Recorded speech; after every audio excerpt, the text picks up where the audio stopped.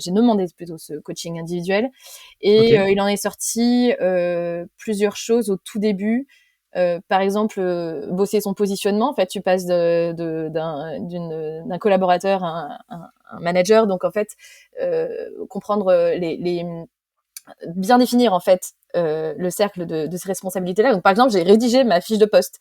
Comme Ok. j'avais pas été embauchée sur cette fiche-là, j'ai re-rédigé, je l'ai resoumis à mon CEO qui l'a validé, a pu communiquer dessus. J'ai aussi euh, progressivement accepté que je pourrais pas tout faire d'un coup, en fait, que j'allais pas devenir la top CMO que j'avais vue en 2 jours, voilà. Et donc assumer il y avait une grande période de transition qui se préparait pour moi. Et donc grosse prise en main des sujets de délégation, chose auxquelles je n'étais pas très habituée. Je pense que quelqu'un qui fait beaucoup, je suis une grosse doueuse, donc là, déléguer, ça devenait prioritaire. Accepter aussi que des choses soient pas faites. Par exemple, j'ai pas eu de content manager pendant un certain temps. C'était très difficile pour moi de trouver une bonne content manager. Donc, pendant plusieurs mois, j'étais toute seule. Bah en fait, je pouvais pas faire deux newsletters par mois, c'était pas possible.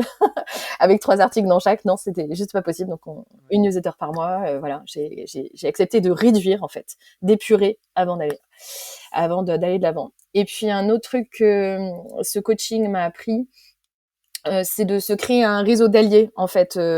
On devient un petit peu plus isolé quand on est manager. Alors bon, c'est une petite équipe là, c'est différent, mais pour prendre le temps d'avoir des temps d'échange avec des managers du même niveau que toi, voire avec des niveaux de responsabilité plus importants.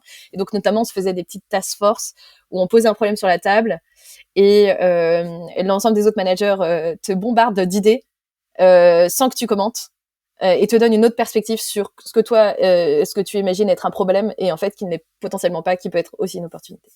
Voilà, donc ça fait partie des choses qui m'ont aidé à vivre la transition.